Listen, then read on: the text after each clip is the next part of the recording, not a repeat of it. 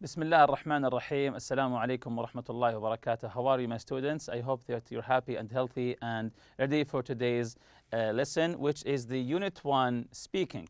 But before we do that, let's open our workbooks on page 80 and answer some questions there. We'll be beginning with the question G.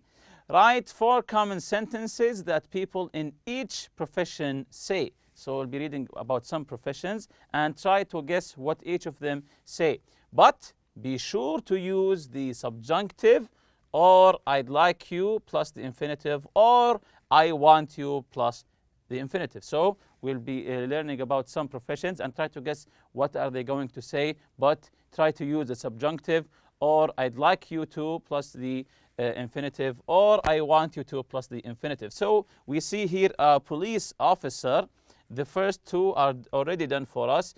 He might say it is essential, this is the subjunctive here, it is essential that you stop at stop signs. It is essential, it is important, of course, that you stop at stop signs. When you see the stop sign, stop. The second one, I'd like you to not drive too fast. I'd like you to not drive too fast. So try to guess to come up with 2 more sentences that you think a police officer might say. So, and remember, use the subjunctive or I'd like you to plus the infinitive, of course, or I want you plus the infinitive. Any answer, of course, is correct. I'll give you what I have written. When you say it is important that you wear a seatbelt. It is important, of course, while you're driving, it is important that you wear a seatbelt. And remember, with the subjunctive, we come with the base form of the verb. It is important that you wear a seatbelt. And the next one, try to come up with any example. So I have written, I recommend that you lock your doors. Of course, while driving, try to always lock your door. Again, I recommend that you lock your doors. The next profession here is a dentist. Who is a dentist? Yes, of course, he's the doctor who takes care of your teeth, as you can see from the picture. So try to come up with 4 sentences that you think a dentist might say to you using the subjunctive or I'd like you plus the infinitive or I want you plus the infinitive. So the first one I have written, I want you to clean your teeth. I want you to clean, this is the infinitive, to plus the base form. I want you to clean your teeth. What about the second sentence? Can you come up with a second sentence? Okay, let's check my second sentence here. It is important that you don't eat sweets. It is important that you don't eat sweets. Number C, try to come up with a third. Okay, let's check it together. I'd like you to open your mouth. Of course, this is the first thing that you do, to open your mouth while laying in the dentist office. I'd like you to open your mouth. I'd like you to open, this is the infinitive, your mouth. And try to come up with a 4th sentence here. Okay, let's check the answer here together. I insist that you brush your teeth before you go to bed. Of course, this is really important. I insist, when you insist on something, I insist that you brush your teeth before you go to bed. Also, when you wake up. So this is the second profession, and this is the third profession here, a flight attendant. Where do you find a flight attendant? Where does he or she work? Yes, of course, on planes. The flight attendant, from the name itself, flight, they work on planes. They are the people who serve you on the plane. So try to come up with 4 sentences that you think a flight attendant might say to you. Let's check the first one here. It is essential that you not get up during takeoff and landing. Of course, they always warn us about this. It is essential that you not get up from your chair, of course, during the takeoff and the landing of the plane. Try to come up with the second sentence here. Okay, let's check it together here. It is necessary to wear seat belt, just like the police officer told you about when you are driving the car. Here, when you are riding a plane, it is necessary to wear a seat belt. The third one here, it is important that you not use a phone while we're in the air. They always alert us about this, not to use the phone. Again, it is important that you not use a phone while we're in the air. And try to come up with a fourth sentence here. There's no right or wrong answer. I recommend that you take a nap. I recommend, if it is maybe a long flight and you're tired, he would say to you, I recommend that you take a nap. Of course, a nap is to sleep just for a short time. I recommend that you take a nap. This is exercise G. Moving on to exercise H from the workbook, page 80. Complete the conversation with the words from the box. We have the box here from the words cover, in a bind, keep it to yourself, take off, help me out, which is crossed here, jump ship, no kidding, and will do. So we have in each exercise here, A and B, a small conversation. Hey Bob, can you help me out? The first one is already done, of course. Of course, what do you need? So let's jump to the first one. A, could you, and there's a question mark here. B, absolutely, I never talk about people's private business. So the answer was, I never talk about people's private business. So I think here you can try to guess what's the answer. Someone is asking you something and you replied, it's okay, I don't talk about anyone's private business. So yes, that's correct. Could you keep it to yourself? When you tell someone something and you say, please keep it to yourself, it means don't tell anyone. Keep it to yourself. Number 2, did you hear that Imad? And the question mark. The answer is, he did. Where is he going to work now? Where is he going to work now? So you know that Imad left his work, quit his job. So can you guess what's the answer here? He did. Where's he going to work now? Try, look at the box. Where's the word here that means that Imad quit his job? Yes, that's correct. Jumped ship. To jump ship, to leave your job suddenly without any warning. So, did you hear that Imad jumped ship? He did. Where's he going to work now? Number 3, I'm going to now. Okay, see you later. I'm going to now. Okay, see you later. What do you say when you want to part with your friend? When you leave. So, okay, see you later. Yes, that's correct. I'm going to take off now. Take off now. I'm going to take off now. Okay, see you later. So, once you leave your friend, you can say I'm going to leave, or you can say I'm going to take off now. They are both correct. Number 4, what's wrong? What's wrong? So, someone seems in a problem here. The answer is someone seems here in a problem or in a difficult situation. So what's the correct answer here? Yes, I'm in a bind. Number 5, now make sure you call me when you get there. Make sure you call me when you get there. What do you say when you want to say, okay, I will do it. I will call you. Yes, that's correct. You say, will do. Number 6, do you want to go out on Saturday? B, well, I'm supposed to work, but I can try to get someone for me. I'm working, but I'll try to get someone for me to take my place in this job temporarily. What is this word?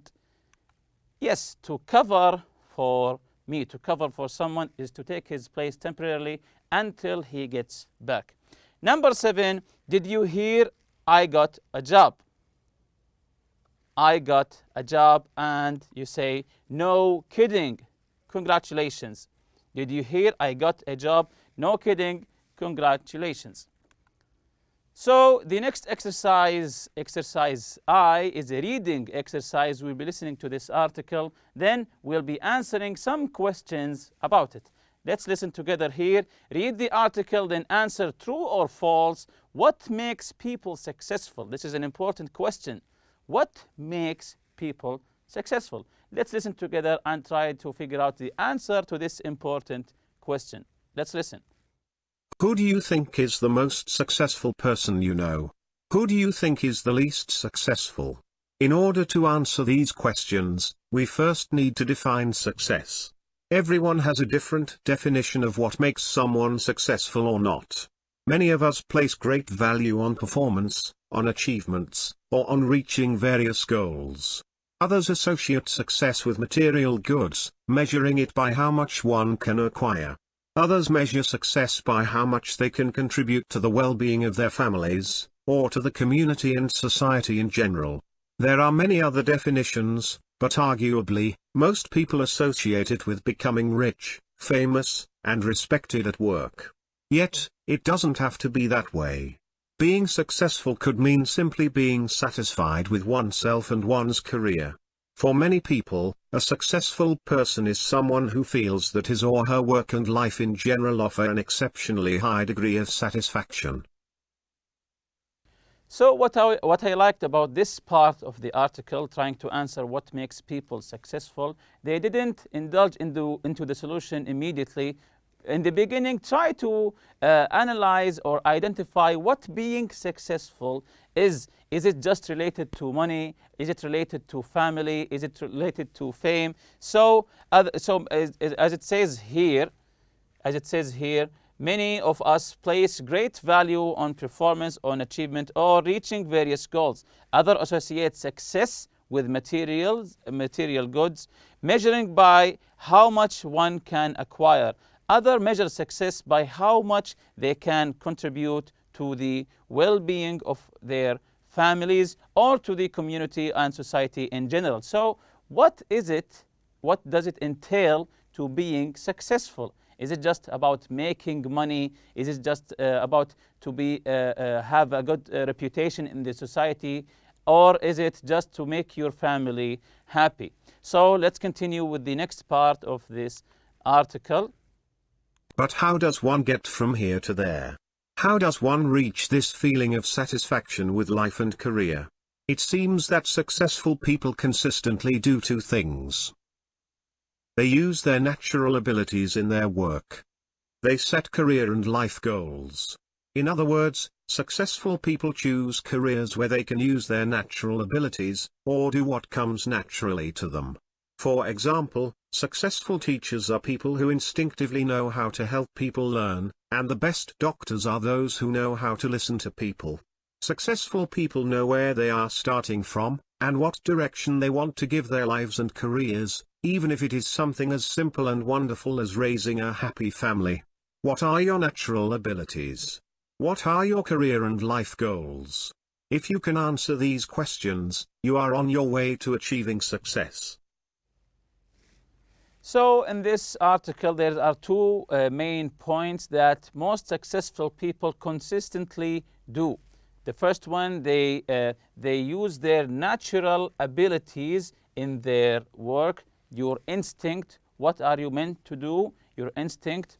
And the second one is to set career and life goals. So what are you good at in your instinct, and to set goals for yourself. In other words, successful people choose careers where they can use their natural abilities. What are you good at? If you're good at something, choose this thing to be your career, and try to be successful in it.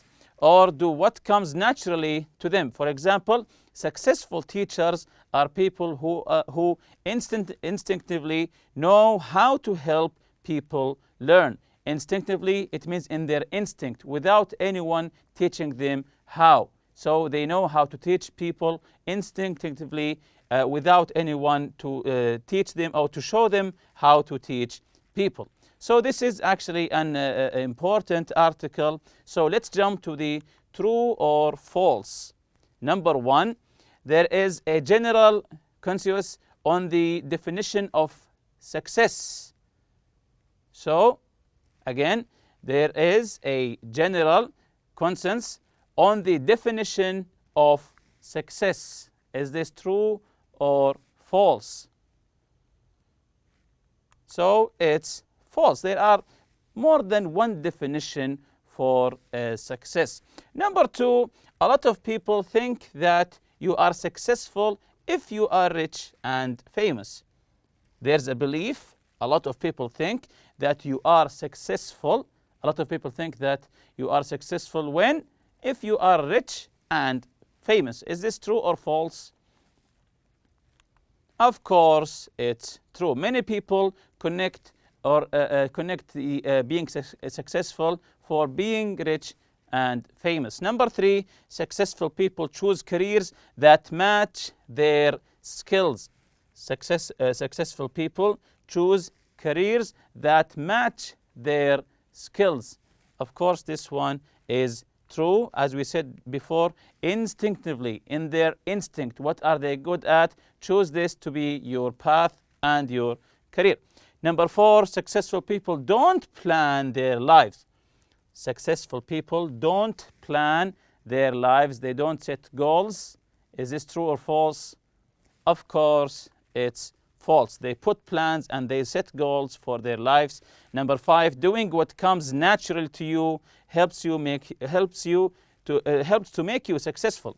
Again, number five, doing what comes naturally to you helps make you successful.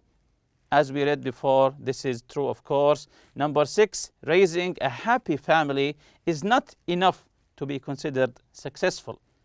Raising a happy family, to raise a happy family, to make a happy family, is not enough to be considered successful. Is this true or false? Of course, it's false, because most of the time, just raising a happy family in a secure place is enough to be successful. So let's jump to today's lesson, the speaking. These are the objectives for today: to match the job with the suitable subject and to describe favorite jobs. Number one here, what do you think of the jobs described in the reading? Do you find any of them interesting? Why or why not? If you remember the reading article, some of the jobs, the woman who is interested in fashion for dolls, or the man who's giving pedicures to elephants, or the flavorist who's making flavor, whether it's naturally or artificially. So, what do you think of the jobs described in the reading? Do you find any of them interesting? Are you interested in any of them? Fashion for dolls, flavors, and pedicures for elephants. Why or why not? For example, for me, I think I might be interested in the flavors because I like to cook. I like flavors. Maybe I might be interested. Number two, think about the list of unusual jobs in the chart. Have you ever heard of them? Find out what they are and complete the chart with the information. So this is the table here. The unusual job: odor judger, golf ball diver, cheese sprayer, and gum buster. And we have what is it? What does it entail? Do I like it or not? So let's try to finish this table here quickly. Odor judger, to judge the odor, the smell. So what is it? The odor judger, to try to smell a bad smell coming from a person, from their armpit or their mouth. Again, to smell bad smells coming from a person. What does it entail? Of course, this is an unusual job. Many would find it disgusting actually. What does it entail? To smell other people's armpits and breath. To smell their breath and their armpits. Do you like it or not? Do you like this job or not? Of course not. Of course not. Of course they usually work in some deodorant factories to check the armpit before and after using the deodorant, the effect of the deodorant. Number 2, golf ball diver. The diver underwater, from the name itself, who dives to get the golf balls. So what is it? To recover golf balls from the water. What does it entail? It entails diving and getting the ball from the bottom of the lake. Do you like it or not? Of course not. Maybe some of you like it. It's according to your preference. Cheese sprayer. From the name itself is to spray cheese, to spray cheese. So what is it? To spray cheese on food, usually popcorn. To spray cheese on food, usually popcorn. What does it entail? So what does it entail? To coat food with melted cheese, whether it's popcorn or maybe it's a steak. To coat food, to put over the food melted cheese. Do you like it or not? Maybe, maybe not, because it's related to food. Gum buster. You know the gum buster, the bubble gum. What is it?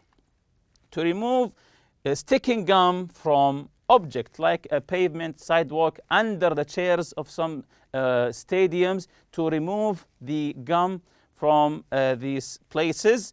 What does it entail? To clean gum of different places. It entails to clean the places from the sticking gum. Do you like it or not? Of course not. Of course I don't like it. And with that, you reach to the end of this lesson. See you next lesson, inshallah. Subhanakallah wa bihamdik. Ashhadu an la ilaha illa anta astaghfiruka wa atubu ilayk. Assalamu alaikum.